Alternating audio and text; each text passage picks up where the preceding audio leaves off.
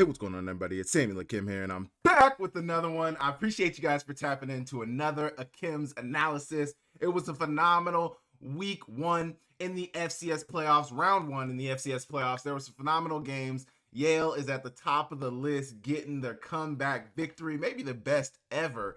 But we'll get into all the round one games, and we'll talk about who they're moving on to play in the second round. But first, Sportsbet Montana is the exclusive betting partner of Akem's Analysis and the Samuel Akem YouTube channel. They are also Montana's exclusive sportsbook for all your sports betting needs. Get tapped in with all the odds, spreads, or featured bets through Sportsbet Montana today. Remember, same game parlay is now available through Sportsbet Montana as well, so make sure you guys go put together that game-changing parlay that'll take things to the next level. Your game, your bets, your state. Powered by the Montana Lottery. We are going to get into every game from round one of the FCS playoffs. Yale versus Youngstown State. We got North Dakota versus Tennessee Tech. We got South Dakota State versus New Hampshire. Chase Mason is back. Villanova versus Harvard. We got Abilene Christian versus Lamar. We have South Dakota versus Drake. Rhode Island versus Central Connecticut, and we have Illinois State versus Southeast Louisiana. There were 3 upsets in the first round of the SCS playoffs, and we'll get into all of them. So make sure you guys hit the like, make sure you guys hit the subscribe button, make sure you guys leave me a comment down below, and we will get straight into it. Okay, Yale versus Youngstown State. This was a phenomenal game, man, and it's so funny. If you guys are on Twitter, if you guys are on social media, I know a lot of you guys probably are. The first half of this game coincided with the first half of Harvard versus Villanova. And my goodness, the Ivy League was not looking good. It was not looking good for the Ivy League. A lot of people were saying this is why you don't put 2 Ivy League teams in. And that sentiment probably still stands. But a lot of people were just saying, man, they look outmatched. I was saying in the trenches, it didn't look very good. Yale definitely changed that around in the second half. But in the first half, it was ugly, man. Both Ivy League schools looked like they were getting beat in the trenches pretty bad. The score was getting run up. They could not move the ball. For Jaden Craig, which we're not talking about Harvard right now, but for Jaden Craig, you know, he was making a lot of good throws in the first half. His teammates just simply weren't making plays. There was one on a post, his receiver dropped it, another on the post, his receiver dropped it, another on a double pass. It was like a double pass reverse. The receiver went in the reverse and then pitched it back to the quarterback. Perfect pass to the tight end. He literally just dropped it. It ended up being an interception. So from Yale's standpoint, Yale was getting beat down. Youngstown State really, and for both teams, I would say it really just seemed like they weren't ready for the playoff intensity. Obviously, Ivy League football is one thing. Obviously, you know, high level Ivy League football is another thing, but playing in the playoffs, playing where this game matter. I mean, all games matter really in the Ivy League because they're playing for an Ivy championship, but in the playoffs, it's like you win or you go home. And it seemed like both Ivy League schools were not necessarily ready for that level of intensity. Harvard or Yale was able to do just enough to come out with the 1-point victory. They won 43-42. They were down 42-14 midway through the third quarter and were still able to win. They got down 35-7 in the first half. There was a lot of things that went well for Yale in this game. The run game in the second half really started to click. Josh Pitzenberger is really a dog. He's the offensive player of the year in the Ivy League. And he had like 1,200. I think he had 1,200 yards before that game. So after that game, he's probably got like 1,300, 1,400 rushing yards. He's having a really good season. And then, you know, on the Youngstown State side of things, their defense has been a problem all season long. Bo Brungard has been a difference maker. He's really been a dog for them, and he's been the reason. And that's the toughest part about this is because, you know, Bo Brungard didn't have a great second half. By my calculations, looking at the drive chart, he was 6 for 13, 58 yards, and a passing touchdown. That was on the first drive of the second half. And then he had 4 carries for -1 yards. He did have a sack that cost them 6 yards. One thing that you really got to do against a quarterback like Bo Brungard is contain. You have to contain. You must contain him. You must keep him in the pocket. Yale wasn't necessarily doing that at a high level in the first half. In the second half, it really seemed like they were making a concerted effort. Hey, he may beat us with his arm. He is not going to beat us with his legs. If it's a design run, that's one thing. But if it's a scramble play, we cannot have those. Scramble plays will kill you. When your defense plays great coverage, you keep the ball in the quarterback's hands. But then at the end of the play, the quarterback's scrambling for 15, 20 yards. That is a backbreaker, man. So they did a really good job against Bo Brungard. I have not changed my sentiment. I don't have a vote, but I have not changed my sentiment about Bo Brungar being the Walter Payton Award winner. I think he should win the Walter Payton Award. Obviously, the second half of that game wasn't pretty, but also I would ask everybody to take into consideration the fact that he does not play defense. And if you understand that this defense has been the way it is, and honestly should give more credit to Bo Brungar and what he was able to do this year, because knowing that his defense isn't good, knowing that, they're going to be a problem for him all season long, and still seeing that he was able to carry this team to a playoff berth, was able to potentially almost get them a playoff victory. I think Bo Brungar deserves some credit for that, but there are obviously going to be some people who are like, oh, that's why he's not the Walter Payton Award winner. That's why he doesn't deserve it. I wouldn't agree with that. Yale has a tall task ahead of them. They got that win on the road in Youngstown, Ohio. Now they have to go all the way to Montana State to play in Bozeman, Montana, to play against the Bobcats, the number 2 seed Bobcats. So it's uphill battle for the Yale. I don't have a lot of high hopes for them, but we'll get into that when we get to that on Thursday. So tune in for the preview video on Thursday. But really, really good game from Yale. Youngstown State is just a situation of what if, like, what would have been, what they could have done. Obviously, we don't know now. But if their defense, the key for Yale is defense. I mean, the key for every playoff team is defense. You got to be able to stop the opponent. You got to be able to play strong defense. Yale did that in the second half. Yale needs to find a way to put two halves together. Hopefully they got those jitters out in that first half of the Youngstown State game, and they'll be better off going forward. But we will see. It was a very exciting game. Yale even lost the turnover battle 3-1, and they were still able to win the game. That just shows how not only is it a slight indictment on the Youngstown State offense, but also it just shows how well the Youngstown State or the Yale defense played in the second half.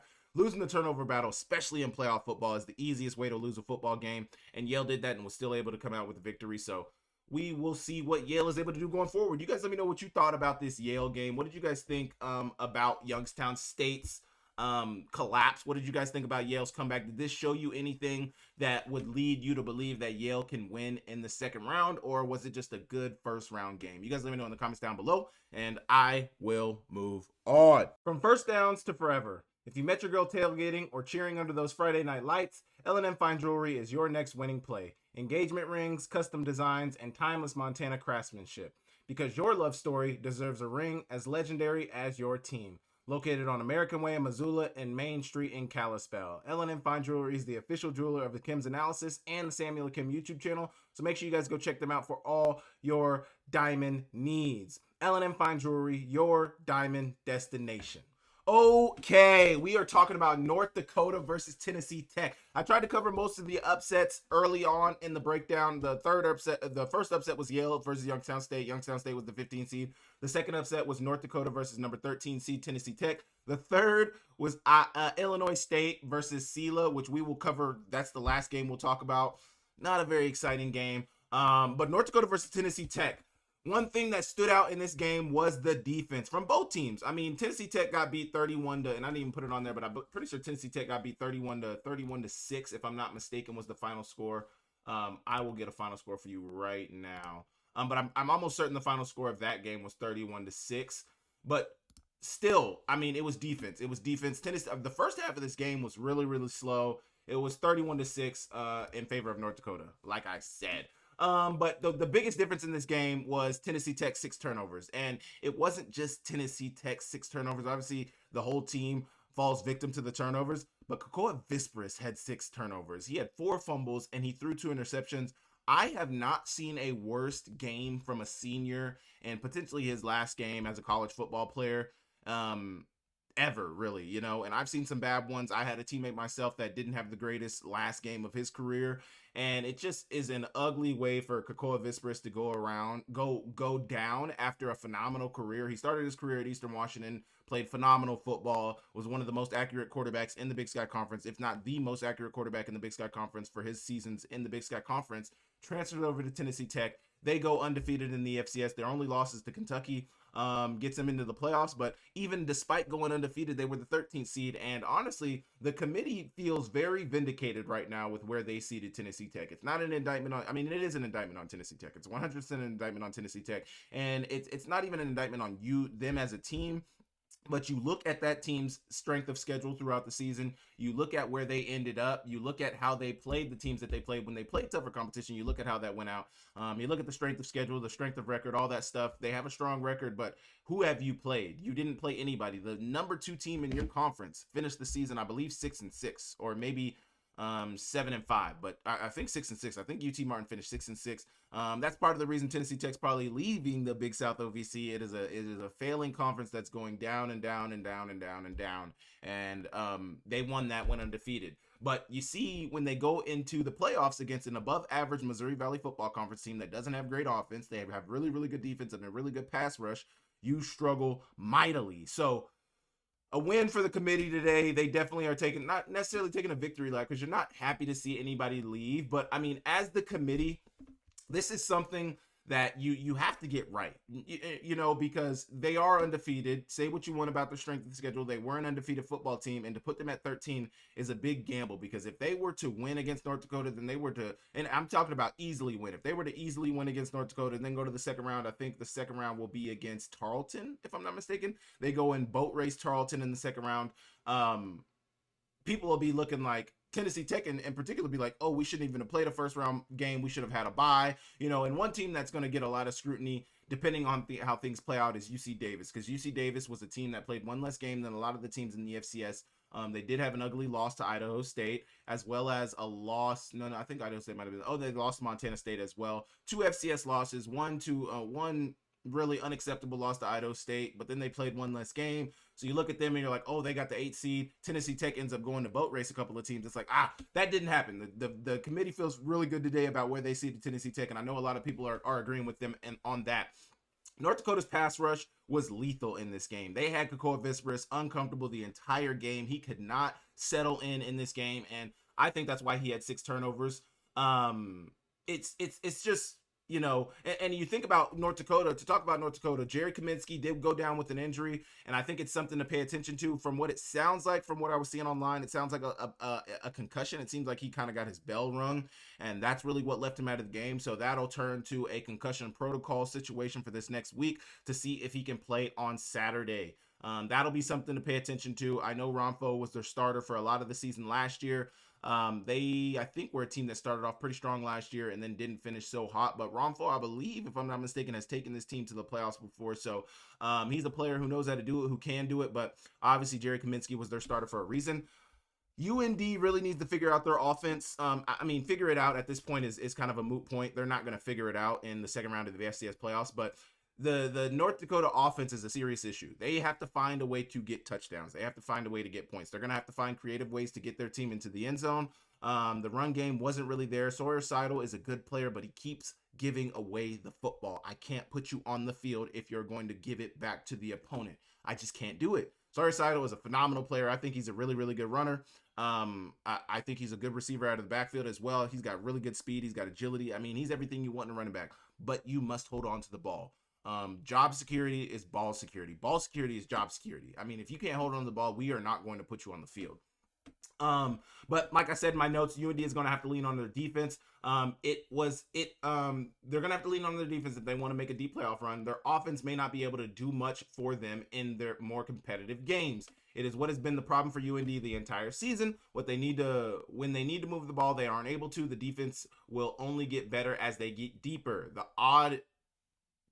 offenses get better also. I can't type sometimes, man.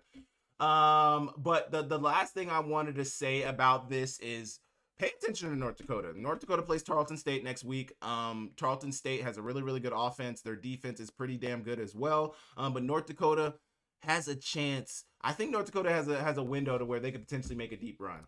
Looking at the bracket, North Dakota will play Tarleton State this week in Tarleton. I can't remember what state they play in, but they play in Tarleton. The next round, North Dakota would play either Lehigh or Villanova in the quarterfinals. So if North Dakota can find a way to get a run on the road and then go to Lehigh or Villanova to play one of them, I think North Dakota has a really good chance to make it to the semifinals. Now, obviously, they would most likely be playing North Dakota State in the semifinals, but I think that's a very interesting matchup for a lot of reasons. North Dakota, I think, had the best chance of beating North Dakota State in the regular season. They lost 15-10. So, if you get there, who knows what's going to happen, but they got to get there first. But I think there's a really good chance that North Dakota not only could potentially get into the semifinals, but they could potentially get to the national championship. That's a long shot, a very, very long shot. But I think it could potentially happen. You guys let me know what you think about that. We will see. We will see. North Dakota takes on Tarleton State in the second round. The number 4 seed Tarleton State Texans. Tarleton State looked really, really good this year. So you guys let me know what you think about that game. What do you guys think about the North Dakota victory? What did you guys think about Tennessee Tech's collapse? Was this exactly where you thought Tennessee Tech would end up at the end of the season? Let me know in the comment section down below, and I will move on. Okay, South Dakota State versus New Hampshire. Chase Mason looked amazing in his first game back since Murray State. If you guys remember, I'm almost certain he went down with some type of lower leg injury. I think it was like a toe injury, a turf toe or something of that nature. He's been out for, what do we say, 5 games. He's been out for 5 games. They lost 4 in a row. He was out during the North Dakota State game, so he was out 4, 5. He was out there last 5 games to finish the regular season, came back the first round of the playoffs, and basically, they won 41-3. They boat raced them. Their defense played really, really good. If you watch the game, the weather was terrible, but the run game showed up. New Hampshire just wasn't ready. New Hampshire wasn't ready. A lot of people are saying, and I think of Grizz fans in particular are saying that this is definitely not a 14 seed, and I would probably agree with that. Definitely with Chase Mason, they're not a 14 seed. But a lot of people are a little nervous about this game. Obviously, South Dakota State wins. They go and now play in Montana and Missoula against the Montana Grizzlies. The number 3 seed Montana Grizzlies, and a lot of people are saying this should have been like a semifinal matchup or maybe even a quarterfinal matchup. Getting this game in the second round of the playoffs for the Grizzlies is a brutal draw when you think about who this team is. I mean, obviously they're dealing with injuries. I've seen that they're dealing with some injuries on the defensive end of things. Obviously their quarterback was hurt for a lot of the second half of the season, all of the second half of the season actually, the regular season. And now he's back, and you can tell that they just look like a completely different team. Their run game is hitting a little different. The quarterback game is a little bit different now. From my understanding, I watched the game, but from my understanding, from what people are saying is they didn't really look to be trying to run Chase Mason.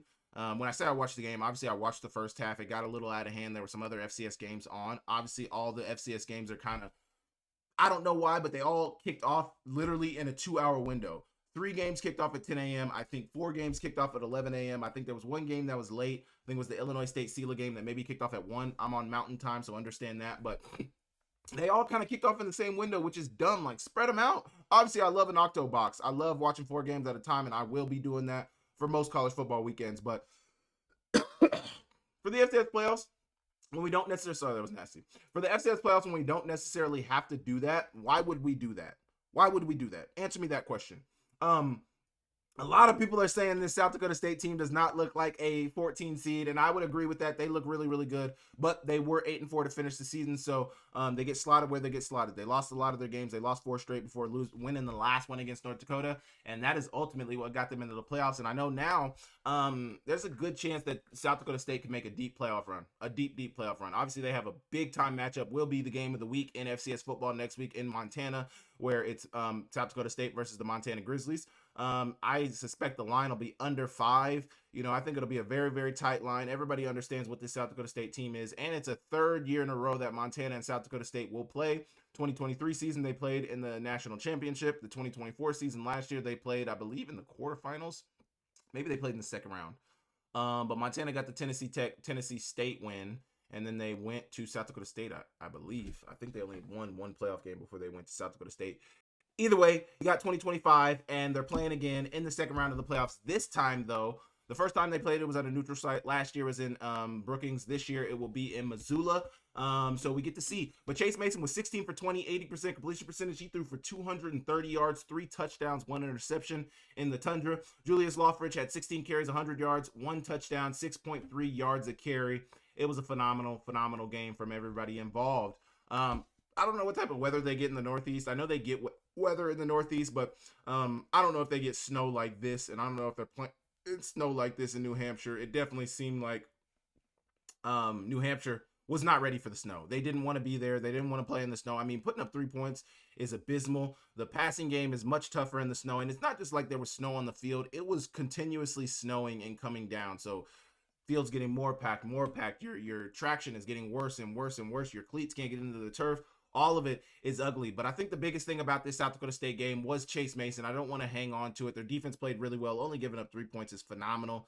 They were flying around, had a really close interception on the sidelines where it was like a tip pass, and the cornerback came down right on the line, close to the line. They ruled it an interception on the field, reviewed it, ruled it an interception in review. I don't really have any qualms with it. It was a good play. But Chase Mason is the biggest focus of this game. I mean, him coming back seemed to invigorate this entire team. They seem to be playing with a different level of energy, and they seem to be really, really flying around. One thing that I haven't seen and I'm very curious about is Lofton Ogroski.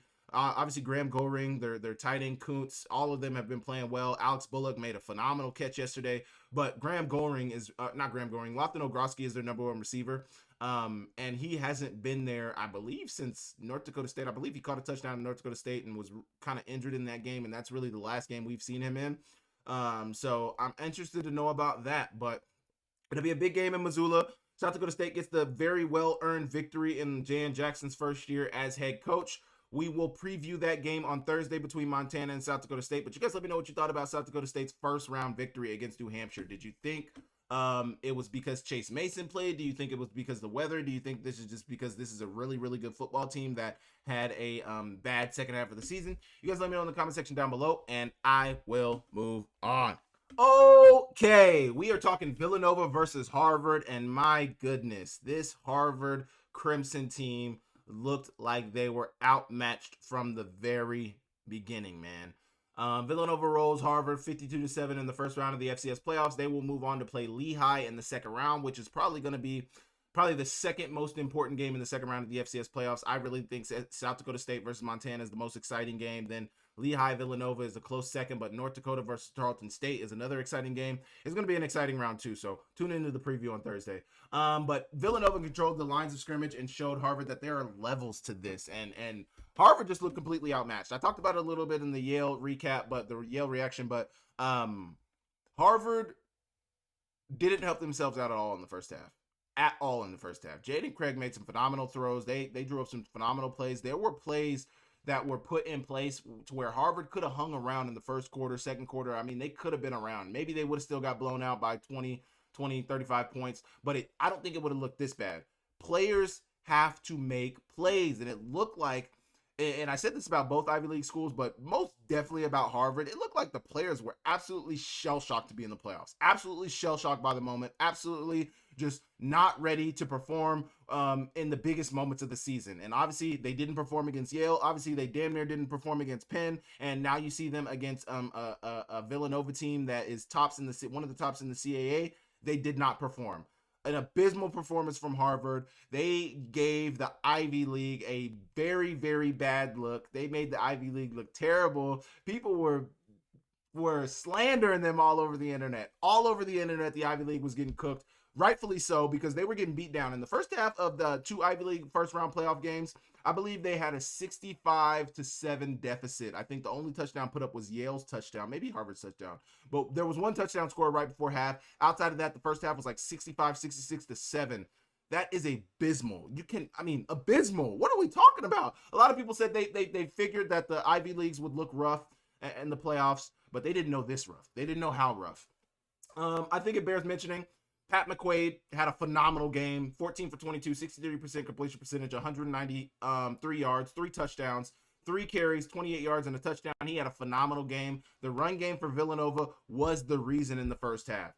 Isaiah Ragland, 17 carries, 152 yards, 8.9 yards a carry. He was getting whatever he wanted on the ground in the first half of this football game. Absolutely whatever he wanted. Really throughout this game, he averaged almost 9 yards a carry. He was getting whatever he wanted. But the run game, Villanova, and that's where it was really standing out in the trenches that, this team is different in the trenches. I mean, the Villanova and Harvard are not even the same team in the trenches. Harvard can't even stand up with this team in the trenches. And it really seemed like that.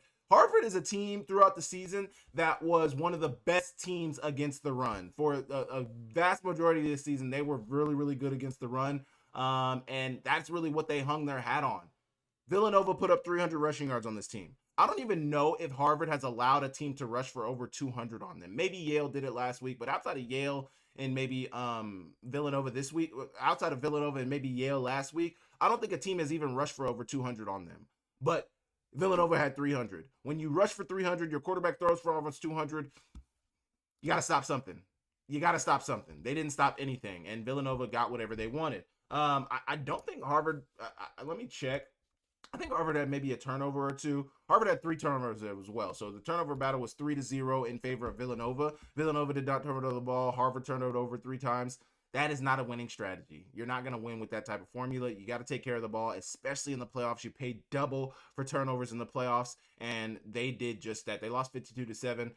Villanova moves on to Lehigh in the second round. I think that'll be a very, very exciting game. One thing that I was pretty interested to hear about Jaden Craig is that Jaden Craig is like top 10 on Mel Kiper's big board. So I'm just interested to see how he does in the pre-draft process. I'm interested to see how he's able to perform because I really, really enjoyed what I saw from him. I just wish the players that he had on his team actually wanted to perform as well. The Ivy League may be destined to only get one team in for the foreseeable future after what happened to Harvard. Their loss to Yale in the season finale was a big indicator of things to come. We just didn't know it yet. And I had been kind of hitting to this in the back half of the season. If you watch Kim's analysis religiously, I mentioned the Penn game was a worry for me, and then I mentioned the Yale game was an indicator. And then in the playoffs, it's just a screaming vindication of what I had been saying. The playoff game against Villanova. This team had been on sliding down. Princeton, they struggled. Penn, they get a game-winning field goal, walk-off victory, and then Yale, they get boat race. It's like, oh, this team doesn't look good. They started off the season really great, but they play the 2 best teams in the Ivy League in Penn and Yale outside of themselves, and they don't look the same. So I think this is a situation with Harvard where Jaden Craig's really good. They got good, but I mean, statistically, you looked at that Harvard team, and it just didn't add up. The math wasn't mathing. So I feel like this is exactly where Harvard is supposed to be at. I'll be interested to see in the future if they're able to get 2 teams in. It's going to be tough if they continue to only play 10 games. Given what happened to Harvard, it doesn't look good for them. They got to make some changes in the Ivy League.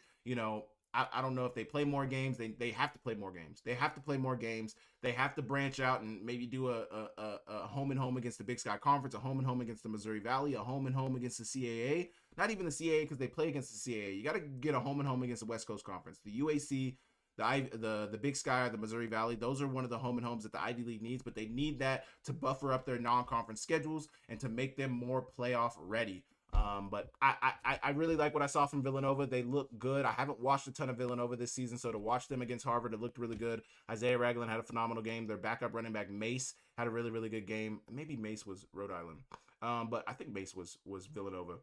I get Rhode Island and Villanova mixed up a little bit sometimes. I'm sorry. But they looked really good. Everybody looked good. Ragland looked good. Pat McQuaid, interested to see what he does against Lehigh. I think Lehigh versus Villanova has a chance to be maybe a classic. Maybe a classic. We will see, but I think it has the chance to be a really, really good game. So you guys let me know what you thought about this Villanova versus Harvard game in the comments down below, and I will move on. Okay, we are talking Abilene Christian versus Lamar. I feel vindicated about this game. Lamar finished the season losing 4 of their last 5 games. The 1 victory coming against SELA. They lost against Incarnate Word. They lost against Stephen F. Austin. They lost against McNeese. And then they lost against Abilene Christian. 4 losses to finish the season and out of 5 games. That is abysmal. Lamar was obviously a playoff team. They won their 7 first. They were 7-0 versus the FCS to start the season. Then it started. It started with Incarnate Word. The week after Incarnate Word, they played Stephen F. Austin. They also lost that game. They won SELA in the middle, and then they lost the back 2 games of their season 2. So Lamar was pretty decent defensively. They were decent defensively for the most part statistically, but when it really boiled down to winning football games in the trenches, Lamar couldn't do enough, and their offense most definitely couldn't do enough. They lost this game 38-20. They did enough late in the game. They got some trash time touchdowns, but for the most part, Lamar was outmatched in this game. They were not moving the ball the way they needed to, and they couldn't get things going. They were turning over the ball.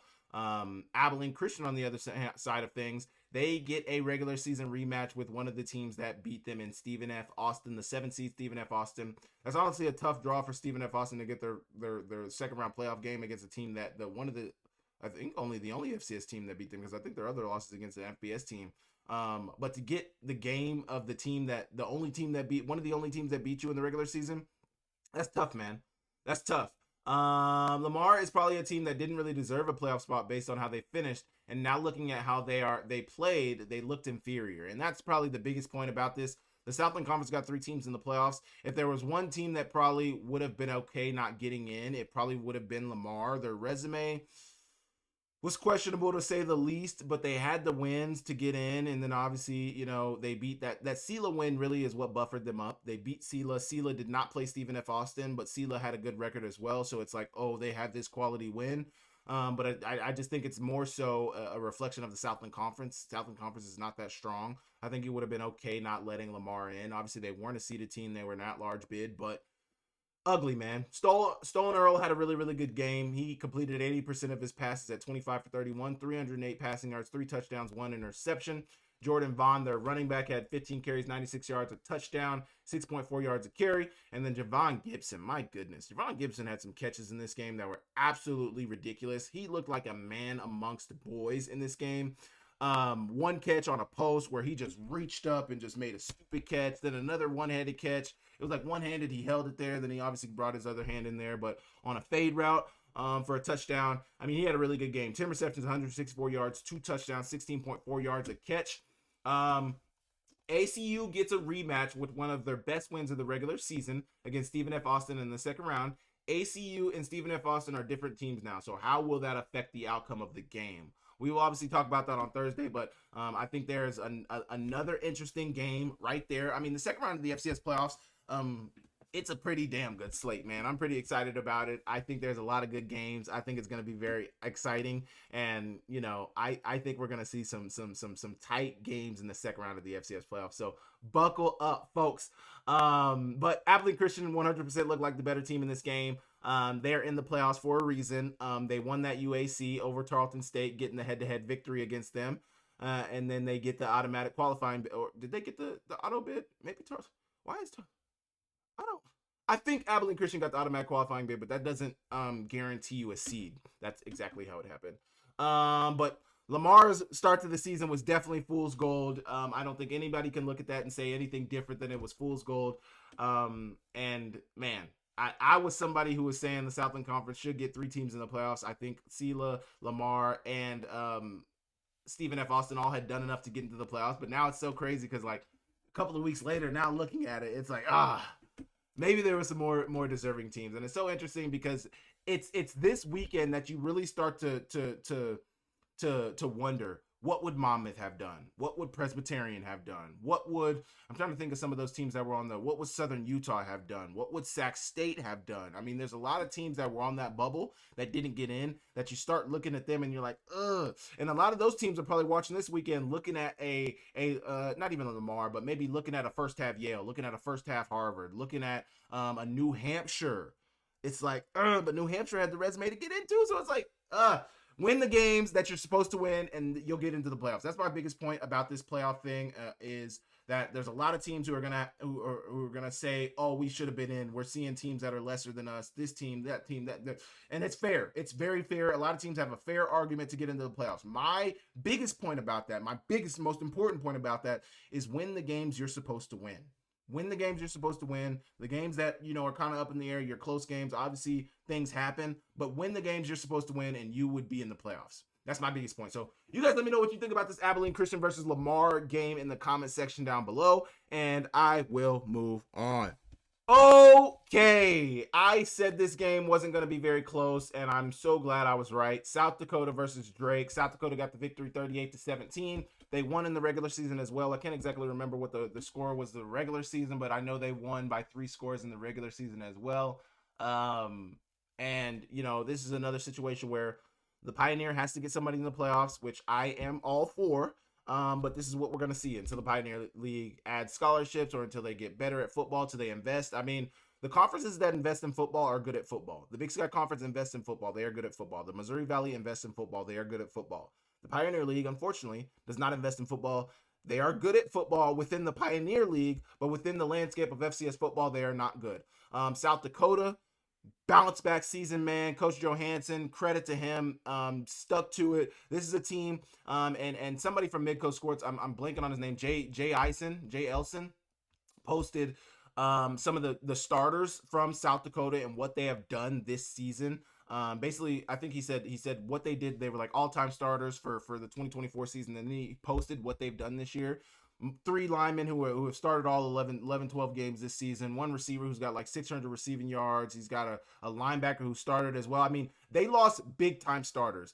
A lot of times in the transfer portal, some of what you'll see, especially at a South Dakota team that just won the Missouri Valley, a share of the Missouri Valley last year, made it to the quarterfinals, or actually made it to the semifinals last season. I mean, a good South Dakota team. The guys that you're losing are guys that are like bottom of the roster guys who feel like they deserve another opportunity. Maybe a backup who's transferring, who wants more playing time, who thinks he's good enough to play. A lot of times you're not losing the big time starters because when you're good like that, they're like, oh, we can be even better the next season. We're retaining our quarterback. We're retaining our running backs. We're retaining our linemen. We can be really, really good. They lost a lot in the spring transfer portal window, starters, impact players, and I think that's the biggest thing that affected this South Dakota team early on in the season. They started to really roll in the middle of the season. They won some big ranked games, and now they go play Drake.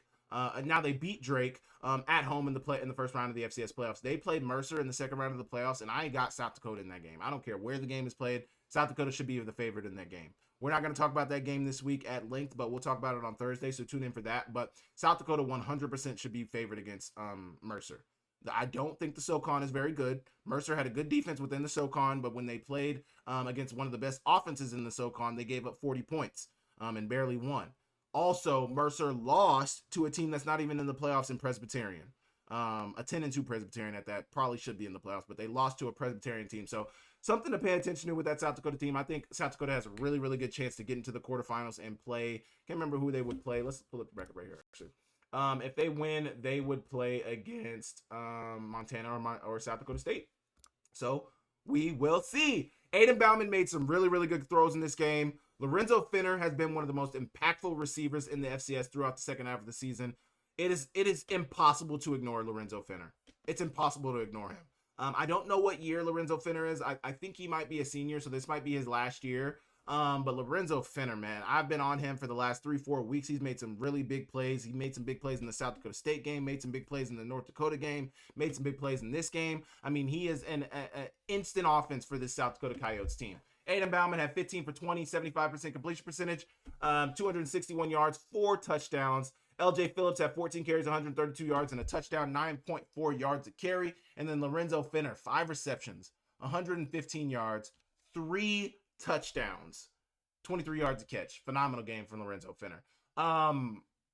When South Dakota is able to have a consistent run game and their passing game is on, they're a hard team to beat. And I think one of the things that's been a struggle for South Dakota throughout the season was really refining and finding their passing game, their downfield passing game. I think with the emergence of Lorenzo Finner and how he's emerged as really and he's been the guy all season, but I think he's really been playing his best ball throughout the second half of the season.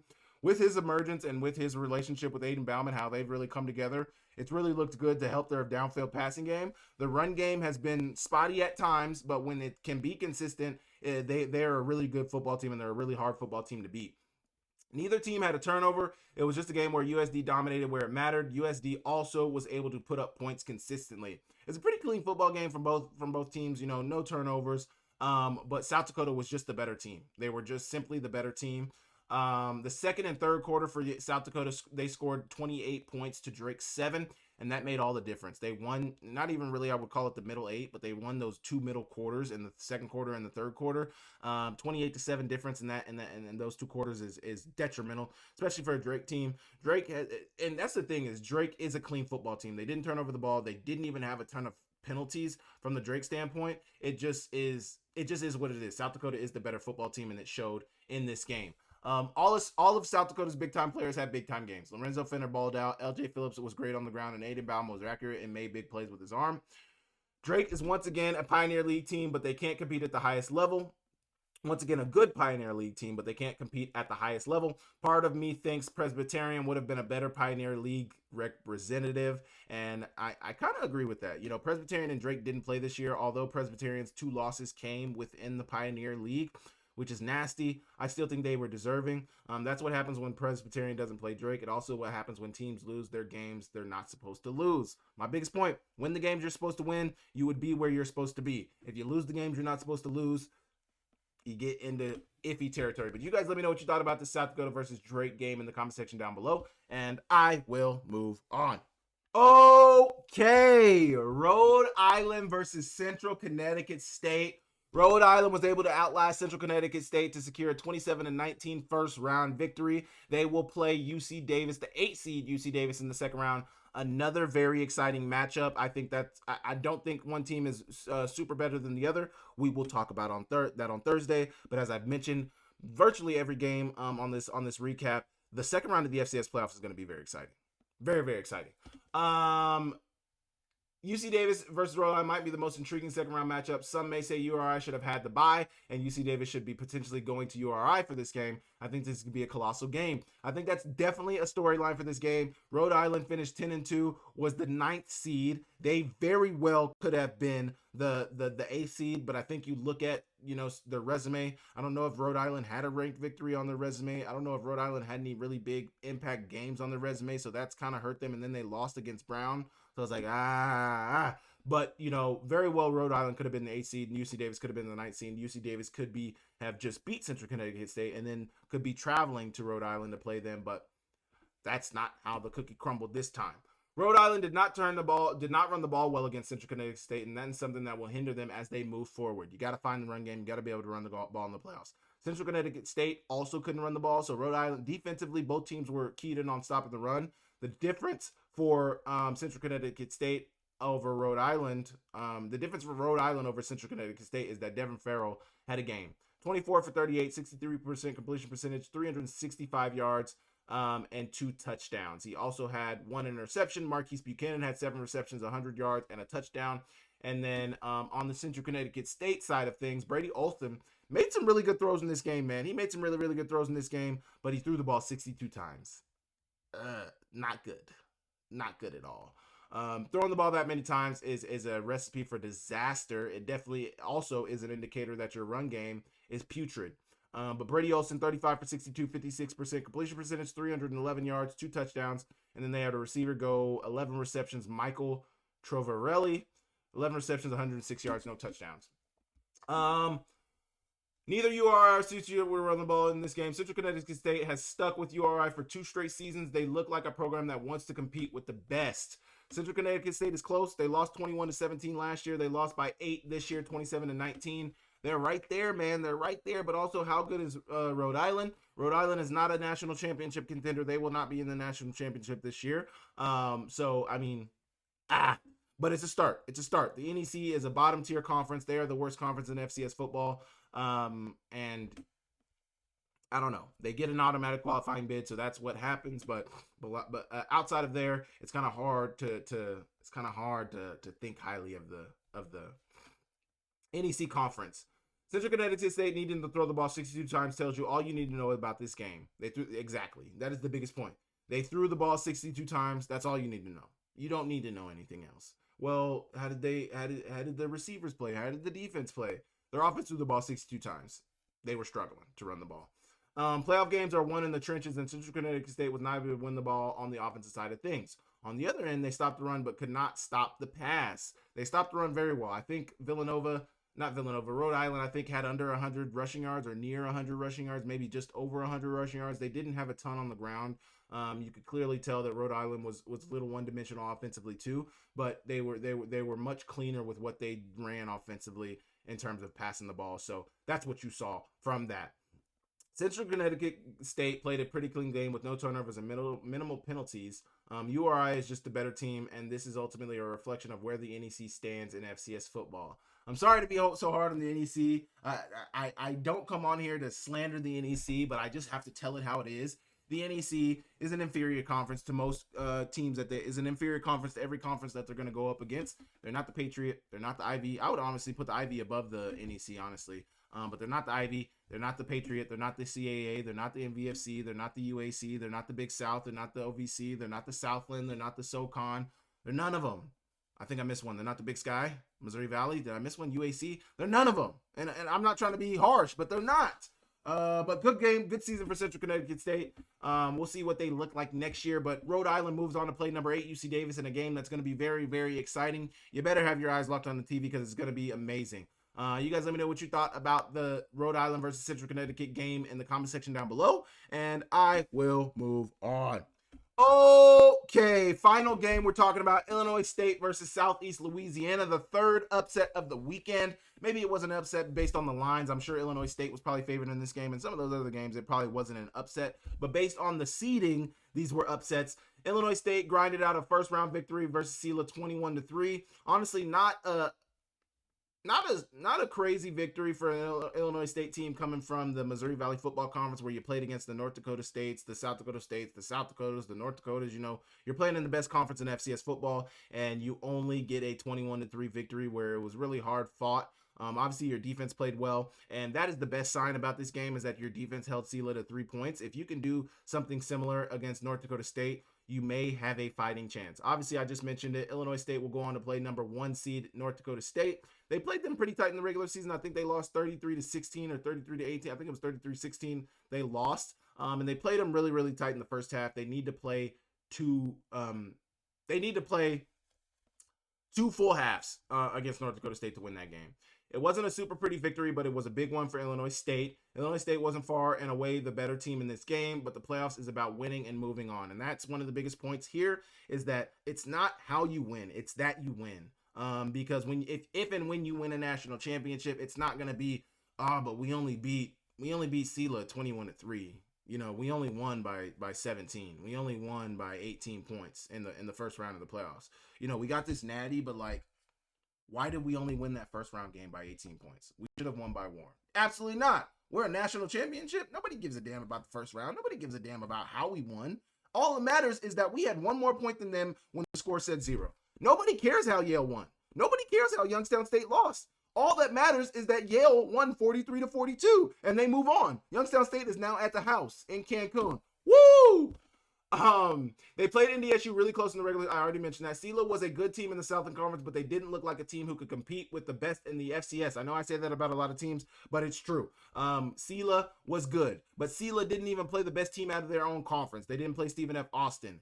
To be the best, you got to beat the best, and that was probably something I fell victim to. Is the Southland Conference was a little bit of fool's gold this year. The Southland had one good team in the conference. Stephen F. Austin is unequivocally the best team in that conference. They are really good defensively. They're really good offensively. Their offense isn't as good as their defense, and that's something that's going to shine in the FCS playoffs. We will see. But SELA and Lamar were not up to the level of Stephen F. Austin. That showed when Lamar played Stephen F. Austin, and then, you know, SELA didn't even play them, so we didn't get that matchup. But SELA lost to Lamar. So if Lamar is better than SELA and Lamar's not that good, what does that say about SELA? And then SELA didn't even play Stephen F. Austin. I mean, so it's just, they got 3 teams in. Probably regretting that now. Probably could have put Monmouth in. Probably could have put Presbyterian in. Probably maybe could have put Sac State or Southern Utah in from some of these other conferences. That didn't happen. Tommy Rittenhouse had 0 passing touchdowns, but had 1 rushing touchdown and a receiving touchdown. When was the last time that ever happened? He was 14 for 22, 146 yards through the air, 7 carries, 2 yards, a touchdown, 1 reception. 1 yard, and a touchdown. Daniel Sobkowitz had 8 receptions, 89 yards, 11.1 yards a catch. So, like I said, not a crazy offensive game from Illinois State, but they got the victory, and they move on to play North Dakota State in the Fargo Dome. So it's going to be exciting. It'll be their second time playing in the Fargo Dome this season, because I believe the first time maybe the first time they played it was at home. I don't remember. I think the first time they played it was at home. Either way, they lost, and they get a chance at redemption. Their defense has to play good. It has to start with your defense. I mean, obviously, your offense has to do something too. So Tommy Rittenhouse, Daniel Sobkowitz, the running game, everything has to show up, which I think is going to be a struggle for them. So I really like North Dakota State in this game, but it's going to be exciting. It's going to be exciting. Illinois State's defense played a near shutout game, but their offense has not always been able to show up, and Saturday was another example of that. They will need a strong defense next week if they want to compete. That's the biggest point right here. Illinois State's got to show up. Their defense got to show up. You got to be dedicated to the win. You got to be dedicated to getting it right. You got to be dedicated to making plays. But credit to them for getting the first round playoff victory. The Missouri Valley Football Conference was 4-1 in the first round of the FCS playoffs. They got 6 teams into the playoffs. 4 of them won. Obviously, North Dakota State had a first round bye, but then you get South Dakota State with the victory, South Dakota with the victory, North Dakota with the victory, and Illinois State with the victory. Obviously, the one loss is Youngstown State falling victim to the Ivy League at Yale. On the road, Yale won Youngstown State, just an unacceptable loss they took, but we're not talking about them right now. Illinois State versus SELA. You guys let me know what you thought about the victory. Were you really sold on Illinois State after this win, or do you think it's just setting them up for a big defeat in Fargo? You guys let me know in the comment down below, and I will move on. Okay, I want to thank you guys so much for tapping into the channel. I want to thank you guys so much for giving me your time today. I appreciate you guys for tapping in. Obviously, we recapped every single game for the first round of the FCS playoffs. We will be previewing every single game in the second round starting on Thursday, so tune in for the preview video. If you guys listen on audio, make sure you guys go download that when I drop it on Thursday. But it's going to be another exciting week. I think this is one of the most exciting rounds we may get in the FCS playoffs because there's some really, really good matchups. Just some really, really phenomenal matchups. Up and down the bracket, there's some really, really good matchups. So tune in for that. It will be exciting. But I want to thank you guys so much for tuning in. Remember, this Akem'S analysis has been brought to you by Sportsbet Montana, the exclusive betting partner of Akem'S analysis and the Samuel Akem YouTube channel. Make sure when you're in the state of Montana, you guys go check them out for all your sports betting needs. They do a phenomenal job. Same game parlay is now available as well. So make sure you guys go put in a parlay. It'll be phenomenal. Your game, your bets, your state, powered by the Montana Lottery. I thank you guys so much for tuning in to Akem'S analysis. I will catch you guys next week. See you later.